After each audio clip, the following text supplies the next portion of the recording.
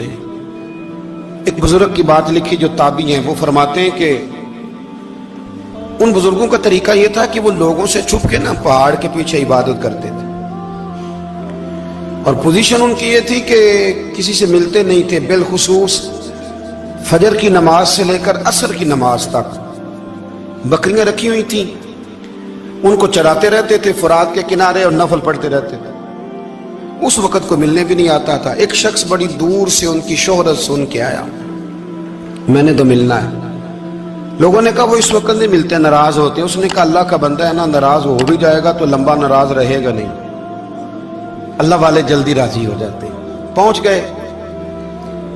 اب وہ بابا جی نماز پڑھ رہے تھے تو کہتے میں نے عجیب منظر دیکھا کہ بابا جی فرات کے کنارے نماز پڑھ رہے ہیں اور ایک بھیڑیا ان کی بکریوں کی حفاظت کر رہا ہے۔ سبحان اللہ۔ کہتے میں حیران رہ گیا کہ بھیڑیا تو بکریاں کھایا کرتا ہے اور یہاں چرا رہا ہے۔ کہتے میں جب گیا تو بابا جی نوافل میں مشغول تھے، مجھے دیکھ کے کہنے لگے اس وقت کیوں آئے؟ میں نے کہا حضور اگر آئے گیا ہوں تو پھر مہربانی کرے قبول فرما لیں۔ میں بیٹھ گیا تو میں نے کہا حضور یہ بھیڑیا بکریاں چرا رہا ہے، بھیڑیا اور بکریے کی صلح کب سے ہو گئی؟ تو فرماتے ہیں لمبی تقریر نہیں، ہلکا سا جملہ۔ فرمانے لگے جب سے بکریوں کے مالک نے رب سے صلح کر لی ہے نا، تب سے بھیڑیوں نے بھی بکریوں سے صلح کر لی ہے۔ بکریوں کے مالک نے رب سے صلح کر لی، گناہ چھوڑ دیے، اس کی فرما برداری میں آ گئے۔ اب پھر اسے بکریاں چلانے کی ضرورت نہیں رہی، بکریاں نہ اب بھیڑیا چراتا ہے۔ کہتے ہیں میرے اوپر کپ کپی طاری ہو گئی بزرگوں کی بات سن کے، اور مجھے پیاس لگی اور خواہش آئی کہ پتہ نہیں اب بابا جی کچھ کھلائیں پلائیں گے بھی کہ نہیں، بابا جی کچھ کھلائیں گے بھی کہ نہیں۔ کہتے میرے دل میں خیال تھا تو بزرگوں نے ایک لکڑی کا پیالہ، ان کے پاس وہ غار میں بیٹھے تھے تو ایک چھوٹا سا پتھر تھا، اس کی ڈھلان بنی ہوئی، بابا جی نے اس کے نیچے لکڑی کا پیالہ رکھا، وہ رکھا ہی تھا تو وہ دودھ سے بھر گیا۔ کہتے انہوں نے مجھے دیا تو ٹھنڈا اور میٹھا دودھ، میری طبیعت خوش ہو گئی۔ بابا جی نے دوبارہ وہی پیالہ اسی جگہ رکھا تو شہد سے بھر گیا۔ 1000 سال پہلے داتا صاحب لکھ رہے ہیں، کہتے مجھے دیا۔ میں نے فوراً کہا، میں نے کہا حضور یہ دودھ تو گائیں بھینس دیتی ہے، پہاڑوں سے تو نہیں نکلا کرتا، اور شہد تو شہد کی مکھیاں دیتی ہیں، پتھروں سے تو نہیں نکلتا، یہ آپ کہاں سے نکال رہے ہیں؟ تو کہتے ہیں وہ قرآن مجید پڑھنے لگے۔ وَإِذِ اسْتَسْقَى مُوسَىٰ لِقَوْمِهِ، جب موسیٰ کی قوم نے ان سے پانی مانگا، فرمانے لگے موسیٰ کی نافرمان قوم پانی مانگے، حضرت موسیٰ پتھر پہ ڈنڈا مارے تو اللہ وہاں سے 12 چشمے جاری کر دے۔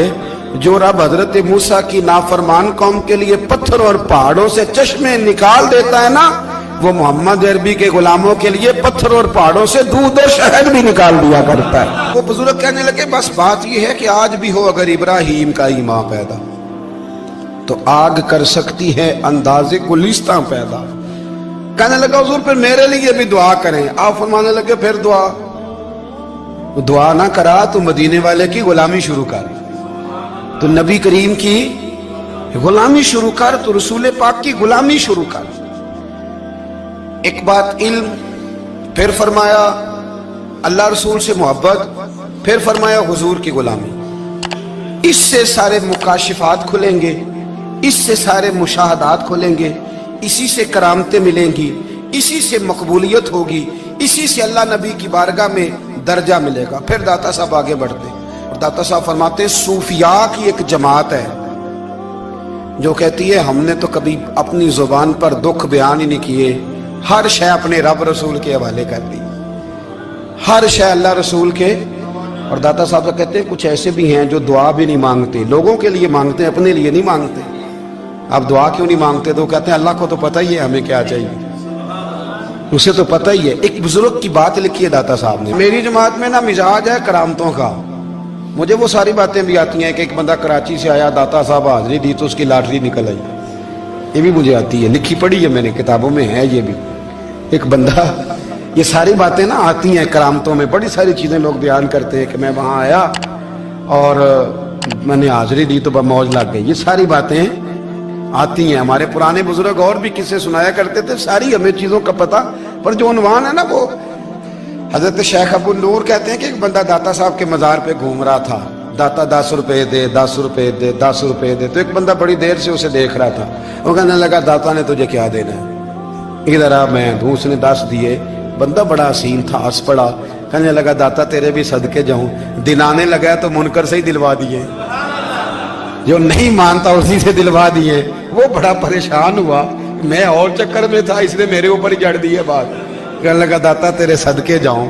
तो ये सारी बातें किताबों में मौजूद हैं, लोगों ने अपने अपने मुशाहिदात जो जिसके साथ पेश आया उसने बयान किए हैं। बहुत सारी बातें काबिले बयान हैं, पर जो उन्वान है मैं उस पर रहना चाहता हूँ। दाता साहब रहमतुल्लाह अलैह फरमाते हैं, हमारी तालीमात हैं कि अपने दुख दर्द दुनियादारों से बयान नहीं करने, सवाल का दरवाजा लोगों के सामने खोलना। अल्लाह वालों से कहेंगे कभी कहना होगा तो, दुनियादारों से कहना। कहते हैं शेख अहमद नाम के बुजुर्ग थे, सारी जिंदगी किसी को काम नहीं बताया, सारी जिंदगी बड़ी मुश्किलात आई, पर कभी अपनी जात पर सवाल का दरवाजा नहीं खोला। एक ऐसी मुश्किल आई कि जो हल ही नहीं होती थी। किसी ने उन पर कोई इल्जाम लगा दिया। अबू मुस्लिम नाम का एक बादशाह था, उसकी हुकूमत थी, उसने पकड़ के कैद में डाल दिया। अब कैद में है, जुर्म लग गया है, फर्दे जुर्म आयद हो गई है, जेल में है। लोग कहने लगे हजरत जी अपनी सफाई में कुछ कहें, और मानने लगे सारी जिंदगी बंदों से कुछ नहीं कहा। अल्लाह रसूल को पता है मैं बेगुनाह हूं, मुझे कहने की जरूरत नहीं। दाता गानी बख्श अली हजवेरी ने लिखा है, दाता साहब कहते हैं तू यकीन कामिल तो पैदा कर, तू ईमान तो पुख्ता कर। दाता साहब कहते हैं वो अबू मुस्लिम जो बादशाह था वो नेक आदमी था, उसे रात को ख्वाब में नबी करीम की ज़ियारत नसीब हुई, और हुजूर सैयद आलम सल्लल्लाहु अलैहि वसल्लम फरमाने लगे तूने अल्लाह का एक नेक बंदा जेल में डाल दिया, डर नहीं आता, वो तो बेगुनाह है। बादशाह आधी रात को खुद उठा। दादा साहब फरमाते हैं किसी गार्ड को नहीं भेजा, पुलिस वाले को नहीं भेजा, जेलर से नहीं, खुद गया, जाके जेल का दरवाजा खोला, दरवाजा खोल के उस दरवेश को आजाद किया। कहने लगा बाबा जाओ, मुझे पता चल गया बेगुनाह है। बाबा जी सलाम करके जाने लगे तो बादशाह फिर आगे आया, हाथ बांधे, हाथ चूमे, कहने लगा हुजूर आप बड़े नेक हैं, मेरे लिए कोई हुक्म हो तो बताइएगा, मेरे लायक को खिदमत हो तो बताइएगा। तो शेख अहमद फरमाने लगे तुझे अभी भी समझ नहीं आई, तुझे अभी भी नहीं समझ आई। कहने लगा हुजूर क्या? फरमाने लगे जो तहज्जुद के वक्त तुझे उठा के मुझे रिहा करने भेज सकते हैं वो मेरी कोई जरूरत बाकी रहने देंगे? मुझे कोई जरूरत पड़ेगी किसी और को कहने की? जो तहज्जुद के वक्त तुझे उठा के भेजते हैं कि जा खोल जाके दरवाजा, वो जरूरत रखेंगे मेरी? जरूरत मुझे रहेगी कि मैं तुझे और कोई काम, अभी भी तुझे समझ नहीं आई? तो दाता अली अजमेरी रहमतुल्लाह अलैह फरमाते हैं असल में हमारी तबीयत है, हमने बंदों से दिल लगा लिया है। दिल अल्लाह रसूल से लगाओ, किसी बंदे से लगाना तो उससे लगाओ जो अल्लाह वाला हो।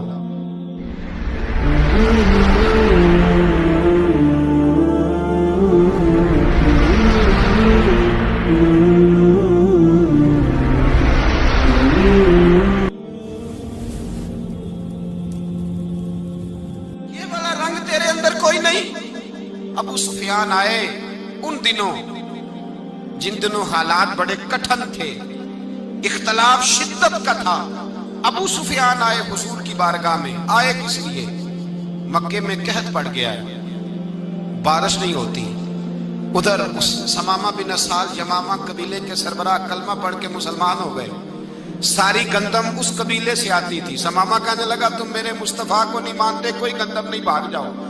एक बारिश कोई नहीं, दूसरी गंदम कोई नहीं। अबू सुफियान तड़प के दरे रसूल पे हाजिर हुए। अभी थोड़े दिन गुजरे हैं, ओहद में हुजूर के दांत शहीद किए। अभी थोड़े दिन गुजरे हुजूर को सताया है।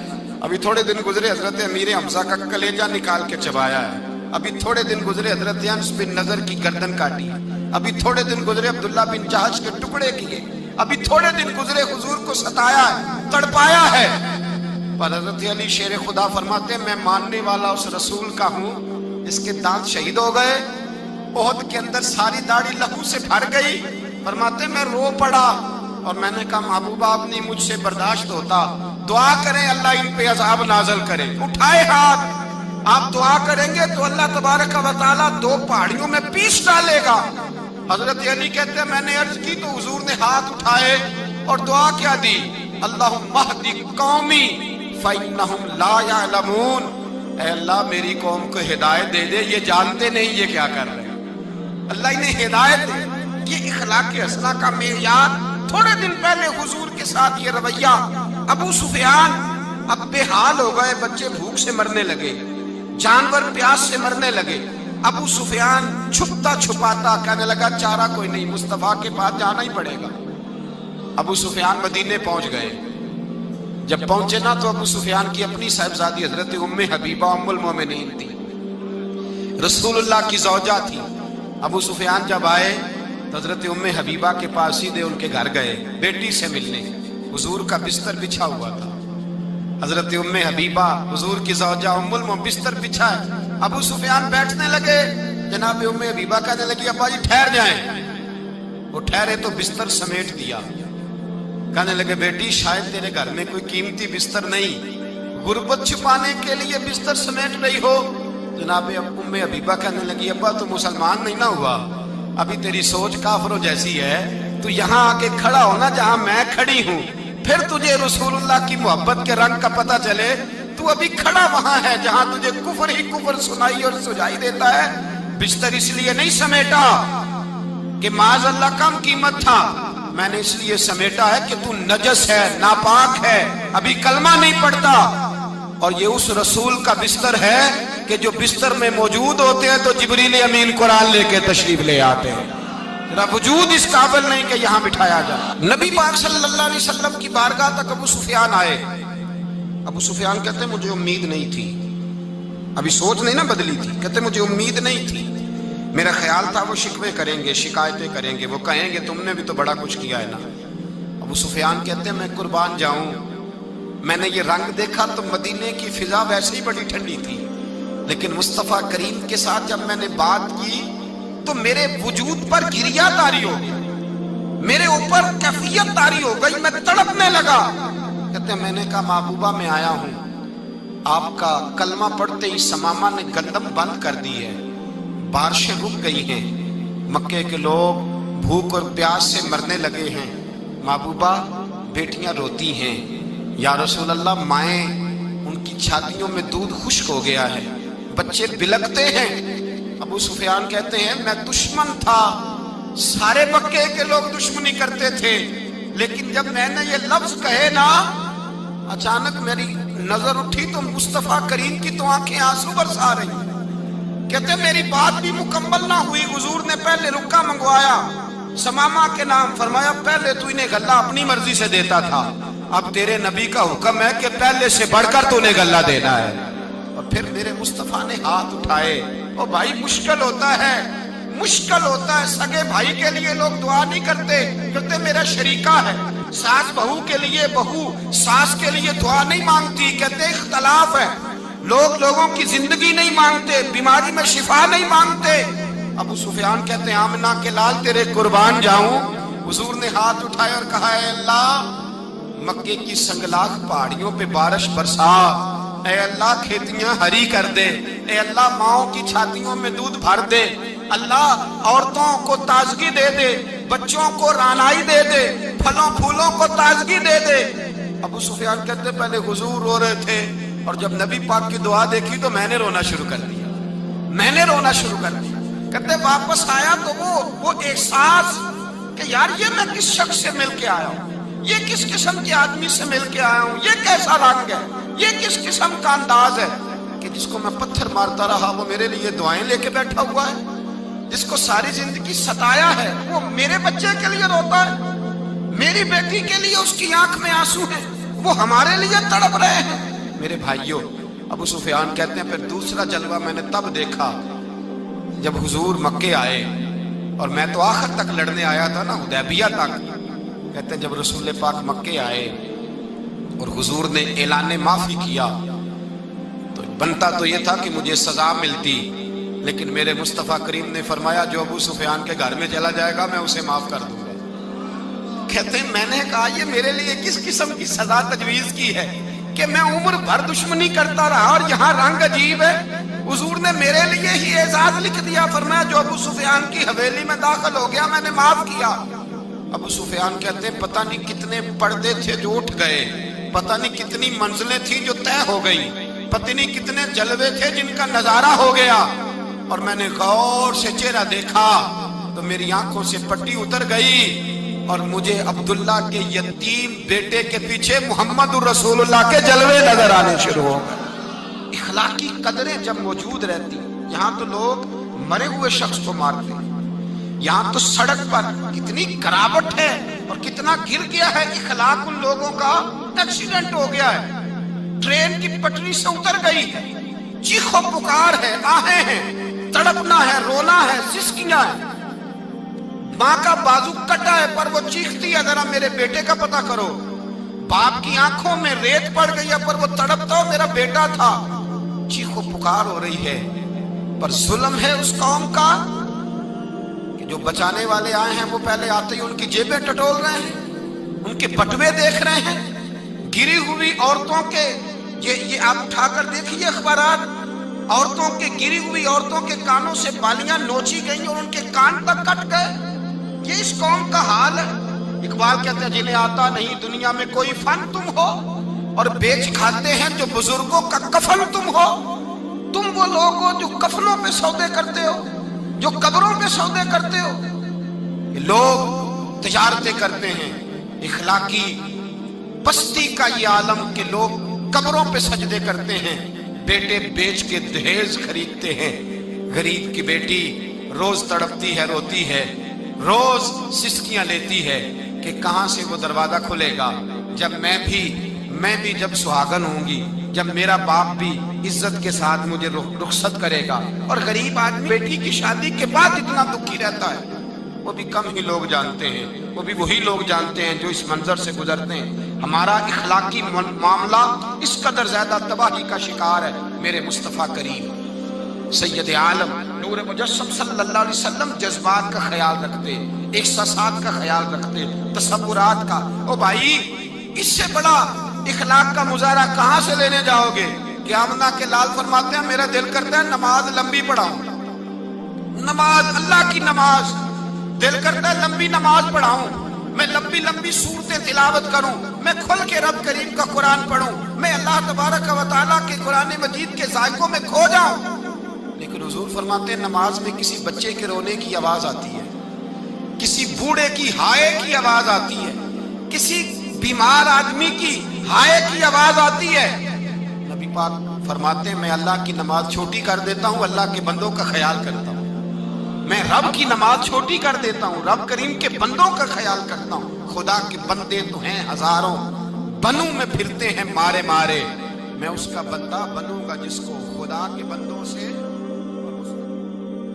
میرے حبیب کریم سید عالم صلی اللہ علیہ وسلم نے فرمایا اللہ کریم نے بندے کو، مخلوق کو پیدا کرنے سے پہلے جو تحریر سب سے پہلے لکھی تھی نا، اللہ نے اپنے پاس جو جملے سب سے پہلے لکھے تھے بندے بنانے سے بھی پہلے، وہ فکر یہ تھے کہ ان رحمتی سبقت اعلی غضبی، رب کریم نے لکھا تھا بے شک میری رحمت زیادہ ہے، میرا غضب زیادہ نہیں ہے۔